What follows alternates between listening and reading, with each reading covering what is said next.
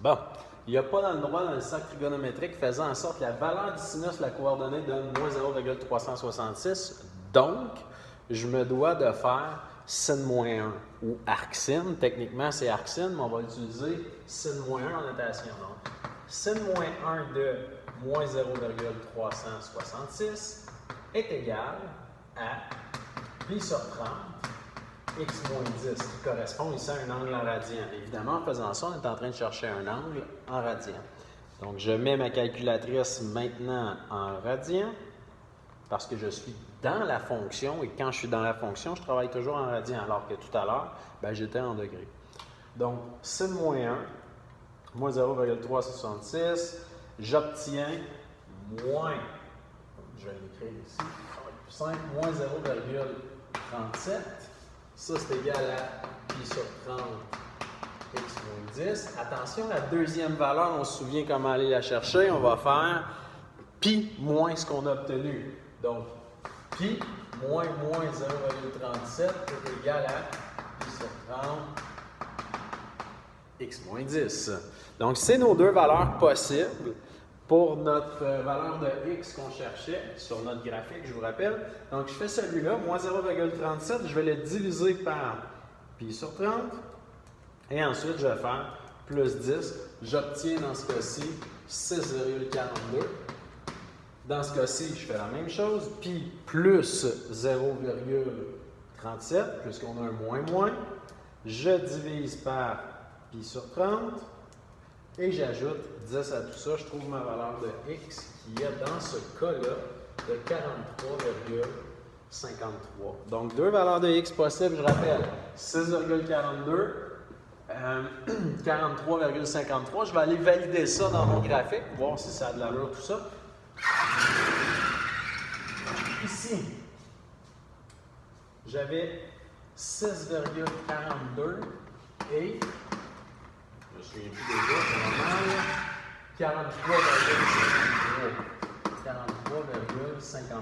On peut dire assurément que cette valeur-là, c'est 43,53, ça a du sens. Par contre, le 6,42, il n'y a pas d'allure. Il représente quoi, lui? Si je poursuivais ma fonction ici, on voit que je viendrais croiser à 6,42, qui est entre 0 et 10. Pour obtenir la donnée qui est ici, tout ce que j'ai à faire, c'est ajouter une période.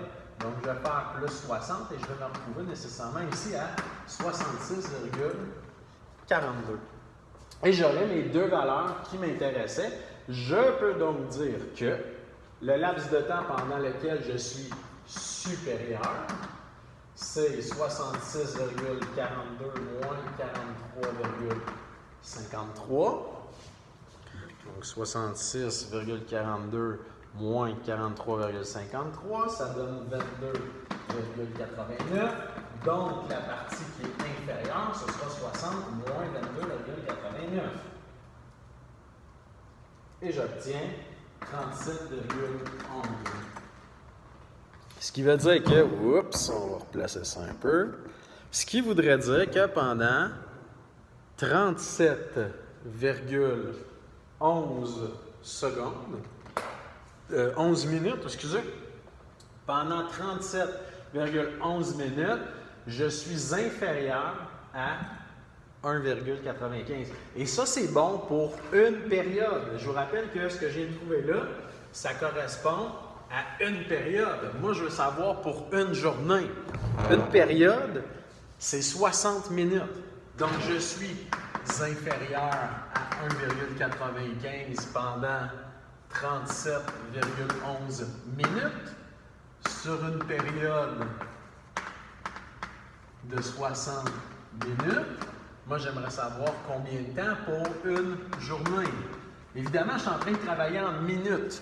Donc, je transforme ma journée en minutes. Une journée, c'est 24 heures. Dans 24 heures, il y a 60 minutes. Donc, 24 fois 60.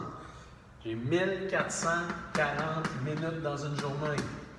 Donc, 1440 fois 37,11 divisé par 60. 1440 fois 37,11 divisé par 60 et j'obtiens 890,64 minutes. C'est le laps de temps pendant lequel je suis inférieur à 1,95 mètres tout au long d'une journée. Ça ressemble à ça, les problèmes de trigonométrie. Et là, j'ai fait 2 applications avec l'horloge, mais il y en a à peu près 8 millions. On pourrait parler des marées. La marée est basse, la marée est haute, elle redescend, elle relève, elle descend. Le mouvement d'une éolienne, d'un ventilateur, c'est le même principe. Donc, je vous envoie les exercices en fichier joint sur Word et amusez-vous bien.